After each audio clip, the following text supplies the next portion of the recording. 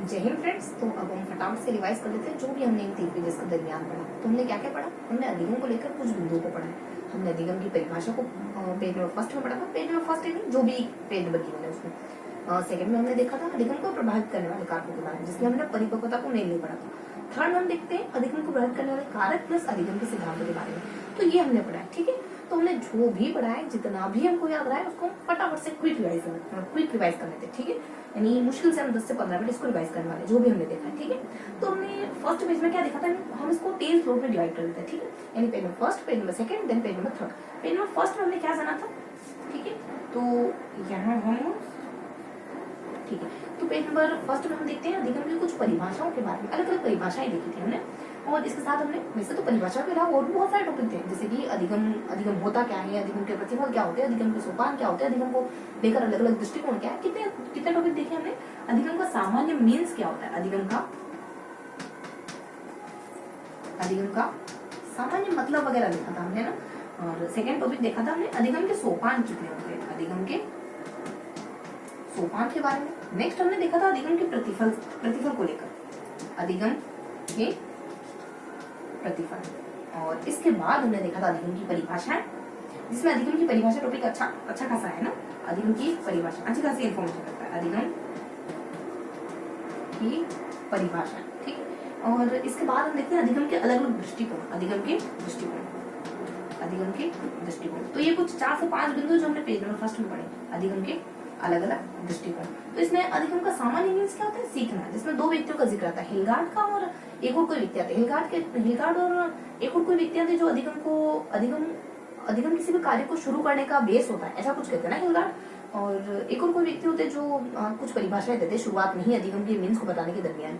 उसके बाद अधिगम के सोपान हम देखते हैं। सबसे पहले हमारी कोई नीड होती है, नीड को देखते हुए हम कोई लक्ष्य तय करते हैं, और कुछ बिंदु 4 से 5 बिंदु बीच में गिवन थे, और लास्ट में हमारे व्यवहार में परिवर्तन आता है। तो बीच में हम 4 से 5 बिंदु देखते हैं ना, उसके लिए हम ट्रिक निकालते हैं कि बीबी और ए बी करके, है ना, बीबी ए बी, ऐसा कुछ ट्रिक रहती है हमारी। उसके थ्रू हम उन 5 बिंदु को याद करने की कोशिश करते हैं। चूंकि अभी फर्स्ट रीडिंग है तो बहुत ज्यादा प्रेशर डालने की जरूरत नहीं। जैसे हम दूसरी रीडिंग करेंगे, थर्ड रीडिंग करेंगे और रिविजन करेंगे संडे को, तो चीजें ऑटोमेटिकली याद हो जाएंगी, है ना। जो चीजें स्वतः ही होती है ना, वो आपको बहुत आसानी से याद होगी। जितना आप प्रेशरफुली याद करने की कोशिश करोगे ना, उतना ज्यादा आप याद करने से दूर जाओगे, ठीक है। अधिगम के प्रतिफल क्या क्या होते हैं? अधिगम के प्रतिफल यानी आउटपुट ऑफ लर्निंग। अधिगम के प्रतिफल क्या होते हैं? जब भी आप कोई नई चीज सीखते हो तो क्या क्या परिवर्तन आते हैं आपके संज्ञान में, आपके ज्ञानात्मक पक्ष में, आपके भावात्मक पक्ष में, आपके व्यवहार में। तो अलग अलग पहलुओं में बहुत सारे परिवर्तन आते हैं। तो ये तो बेसिक चीजें। अब देखेंगे हम अधिगम की परिभाषाएं ठीक ठाक थी, है ना। 14 से 15 परिभाषाएं अधिगम के अंतर्गत हमने पढ़ी थी। क्या क्या देखा था हमने? अधिगम को अलग अलग व्यक्तियों ने अलग अलग तरीके से परिभाषित किया है। जिसे गिलफोर्ड के द्वारा कहा जाता है लफड़ा हो गया, इस तरीके से हमने याद करने की कोशिश करी थी। व्यवहार के कारण व्यवहार में परिवर्तन। गेट्स कहते हैं कि तुमको गेट खोलने का भी प्रशिक्षण देना पड़ेगा क्या, तो प्रशिक्षण के कारण व्यवहार में परिवर्तन। वही स्किनर कहते हैं उन्नति वगैरह। और इसके अलावा हमने किंग के बारे में पढ़ा था, अनुभव के कारण व्यवहार में परिवर्तन।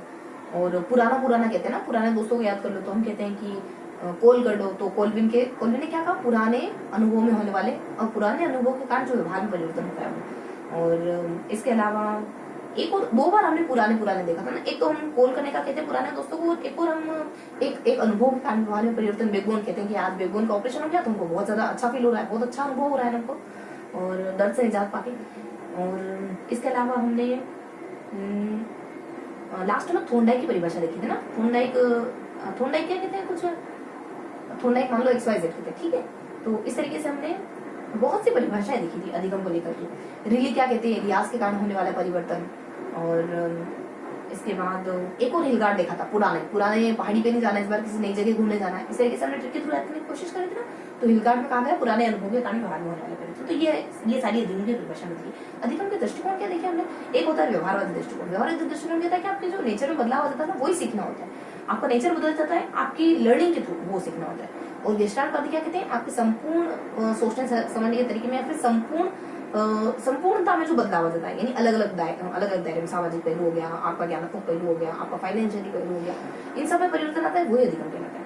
उसके बाद हार्विक स्कूल क्या कहता है? हार्विक स्कूल कहता है आपके जीवन, आप ये लक्ष्य केंद्रित होता है कुल मिलाकर के, कि आपके जीवन में कोई लक्ष्य मिल जाता है आपको, वो अधिगम होता है। और थोड़ा तो बिल्कुल सामने से कहते हैं कि सीखना और त्रुटि करना, ये अधिगम होता है। है। तो ये कुछ बेसिक जानकारी हमने पेज नंबर फर्स्ट में पढ़ी थी, यानी शुरुआती पेज नंबर, ठीक है। सोपान में हमने बीच में कुछ 5 बिंदु पढ़े थे, उनको हमने डेश ट्रिक करके याद रखने की कोशिश करी थी, बी और ऐसे ही कुछ ट्रिक थे ना। तो ये हमारा पेज नंबर फर्स्ट डिस्कस हो गया। अब हम इसके बाद हम 2 पेजेस को और अच्छे से पढ़ लेते, ठीक है। बाकी बचे हुए 2 पेज हमने क्या देखा था, देखो जो भी हमने पढ़ा है ना, जो भी उस बुक के पेज फर्स्ट सेकेंड और थर्ड में पढ़ा है ना, इसके लिए मैं आपको इस बुक की पीडीएफ अवेलेबल करा दूंगी, ठीक है, टेलीग्राम पे। और ये जो हम नोट्स बना रहे हैं कोशिश करूंगी कि ये भी आपको प्रोवाइड करा दूं। आप चाहो तो पढ़ के भी नोट्स बना सकते हो, जब हम क्लास में पढ़े उस दरमियान में नोट्स बना सकते हो, चाहो तो स्वतः भी नोट्स बना सकते हो उस बुक को पढ़ करके। और अभी जो हम पढ़े ना उससे आपको उसको समझने में आसानी होगी, ठीक है। तो इस तरीके से हम पहुंचते हैं पेज नंबर नेक्स्ट में। तो नेक्स्ट पेज में हम क्या देखते हैं, हम देखते हैं कि अधिगम की विशेषता क्या है, अधिगम को प्रभावित करने वाले कारक क्या है, जिसमें हम परिपक्वता को चुनते हैं और उसको डिटेल से पढ़ते हैं। तो अधिगम की विशेषता क्या क्या है, पहला तो यही बिंदु देखते हैं, अधिगम की विशेषता है, अधिगम की विशेषता है। नेक्स्ट बिंदु हम देखते हैं अधिगम को प्रभावित करने वाले कारक कौन कौन से होते हैं। 4 से 5 कारक देखते हैं, अधिगम को प्रभावित करने वाले कारक देखते हैं, प्रभावित करने वाले कारक।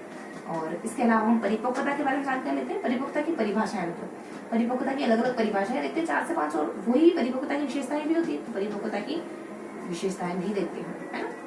तो क्या क्या देखते हैं, इन चारों बिंदुओं को अच्छे से डिस्कस कर लेते हैं। अधिगम की क्या क्या विशेषता होगी, सीखने की क्या क्या विशेषता होगी। सीखना वातावरण पर निर्भर करता है, सीखना आपकी अभिप्रेरणा से अधिक हो जाता है। अगर आप प्रेरित हो सीखने के लिए तो सीखना अच्छे से होगा। सीखना सकारात्मक भी हो सकता है, सीखना नकारात्मक भी हो सकता है। सीखना निष्पादन नहीं है, सीखना क्या होता है, निष्पादन तो नहीं है लेकिन अनुमानित है, ठीक है। और अधिगम हर अधिगम में कोई ना कोई अनुभव शामिल है। अधिगम अनुभव का संगठन होता है, यानी बंडल ऑफ एक्सपीरियंस, ठीक है। तो इस तरीके के अधिगम की कुछ सामान्य सी विशेषता होती है, जीवन पर्यंत चलता रहता है सीखना। और सीखने से आपके व्यवहार में बदलाव आ जाता है। सीखना वृद्धि और विकास भी है, ठीक। और क्या हो सकता है, ये कुछ बेसिक सी परिभाषा हमने विशेषताएं हमने सीखने को लेकर देखी थी। अब सीखने को प्रभावित करने वाले कारक कौन कौन से होते हैं, बहुत सारे होते हैं। 2 तो मतलब साइकोलॉजिकली होते हैं और 2 हमारे शरीर से जुड़े होते हैं। साइकोलॉजिकली आपकी अभिप्रेरणा, अगर आप तैयार हो सीखने के लिए तो बहुत अच्छे तरीके से सीखोगे। स्किनर ये तक कहते हैं कि सीखना यानी अभिप्रेरणा सबसे बेहतर हाईवे है इसका अधिगम का, ठीक है। तो स्किनर के द्वारा अधिगम का सबसे बढ़िया हाईवे अभिप्रेरणा को कहा है। और स्टीफन्स भी यही बात कहते हैं, स्टीफन्स कहते हैं कि अभिप्रेरणा सबसे अच्छा हथियार एक टीचर का, और इसके जरिए बच्चों को बहुत कुछ सिखा सकता है। और इसके साथ साथ हम इच्छा शक्ति भी देखते हैं, इच्छा शक्ति भी अच्छा रोल निभाता है सीखने में, ठीक है। इसके बाद शारीरिक मानसिक स्वास्थ्य हो गया, अरस्तु कहता है कि स्वस्थ शरीर में स्वस्थ मस्तिष्क का वास होता है, ठीक है। और इसके बाद शारीरिक मानसिक स्वास्थ्य के बाद हम परिपक्वता को लेकर कुछ देखते हैं। परिपक्वता के बारे में गेसेल क्या कहते हैं, जीवाणु के ऐसा कुछ टेक्निकल शब्द इस्तेमाल करते हैं ना, जीवाणु का चक्र ही परिपक्वता है। और बेसिकली परिपक्वता क्या होता है, एक सामान्य परिभाषा में देखें ना तो परिपक्वता क्या होता है, हमारे अंदर जो शारीरिक वृद्धि हो रही है ना, शारीरिक बदलाव हो रहा है, हरदम हम शारीरिक रूप से मजबूत हो रहे हैं, ये हमारी परिपक्वता, ठीक है। ये बेसिक बातें जानी हमने अधिगम को प्रभावित करने वाले कारकों से जुड़ी।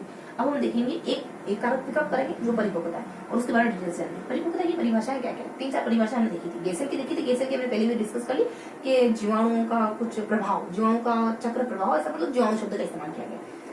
और अगला देखते हैं बल करके ट्रिक बनाते हैं ना, बल है और वेगडन है, लेंगफील्ड है, ऐसा करके। तो ये कहते हैं कि परिपक्वता मतलब वृद्धि और विकास।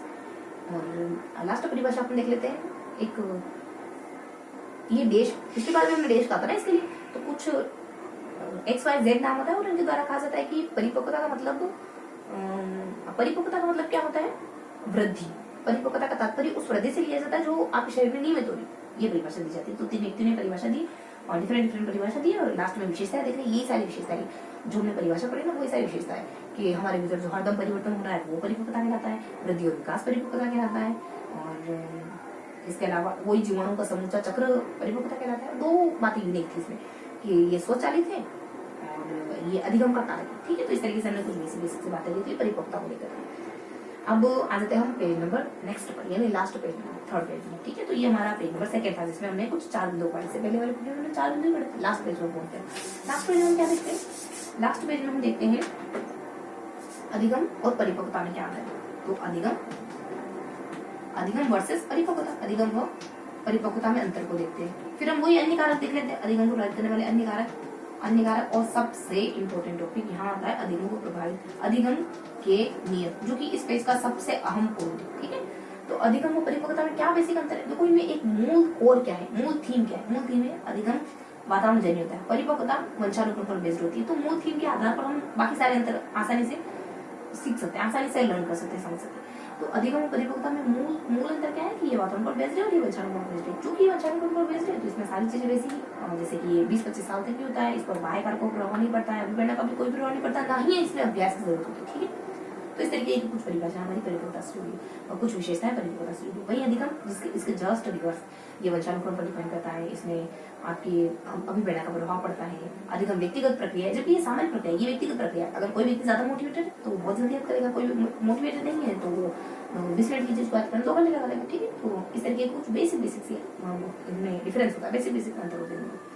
अब अन्य कारक कौन कौन से थे? वही थकान वगैरह हो गया, हमारा शारीरिक मानसिक स्वास्थ्य वगैरह हो गया, और किसी औषधि का प्रयोग वगैरह हो गया, विषय वस्तु की जटिलता हो गई, आपने कोई गलत विधि अपना ली, टीचर का नॉलेज वगैरह हो गया, और व्यक्तिगत कारक हो गया, बाह्य कारक वगैरह हो गए। और संगठन कारक में क्या था? दंड और पुरस्कार, ये भी सीखने को प्रयास करते हैं। अगर इनाम बता दिया ना कि ये इनाम मिलने वाला है, हमको भी इनाम मिलने वाला है, तो आप उसको सीखने के लिए मोटिवेट हो जाओगे। अगर बता दिया कि अगर ये काम करोगे तो इस तरीके का दंड मिलेगा, तो उस काम को करने से आप बचोगे, है ना। और अधिगम के नियम कौन से होते हैं? ये बहुत ही इंपॉर्टेंट टॉपिक है इस लास्ट पेज का। अधिगम के नियम थॉर्नडाइक, जो कि अमेरिका के निवासी, 1913 में दिए, और शिक्षा मंत्रण की किताब थी उसमें दिए गए। कितने दिए इन्होंने? 3+5 कितने दिए? 3+5। 3 तो इन्होंने मुख्य बताया, 5 इन्होंने गुण बताया। मुख्य कौन से होते हैं? जो बहुत ज्यादा रोल निभाते हैं, और गुण कौन से होते हैं? जो बैकग्राउंड में काम करते रहते हैं। 3 मुख्य नियम कौन कौन से? एक तो तत्परता का, बस ज्यादा समय नहीं लेंगे, 5 मिनट पढ़ेंगे। ठीक है, लास्ट रिविजन लेंगे और उसके बाद सेशन का खात्मा करेंगे। तो 5 में 3 कौन से मुख्य नियम है? सबसे पहले आप तत्पर हो गए तो कोई अभ्यास करोगे, है ना। तत्परता के थ्रू आपने कोई काम सीख लिया। 3 में कौन कौन से आते हैं वो बता दिए। तत्परता के थ्रू आपने कोई काम सीख लिया, आप अभ्यास करके उसको और पुख्ता कर रहे हो, और जब आपने सीख लिया है, तत्पर होकर सीख लिया और अभ्यास भी कर रहे हो, तो उसको करके आप इंजॉय का एहसास करते हो। ठीक, तो सबसे पहले आप किसी काम को करने के लिए तत्पर हो, और उसके बाद आपने तत्परता से काम तो सीख लिया है, लेकिन उसको बनाए भी तो रखना है, व्यवहार में तो अभ्यास करना पड़ेगा आपको, और वो बार करके आप संतोष का एहसास करते हो। ठीक है, और तत्परता कौन सी? शारीरिक या मानसिक।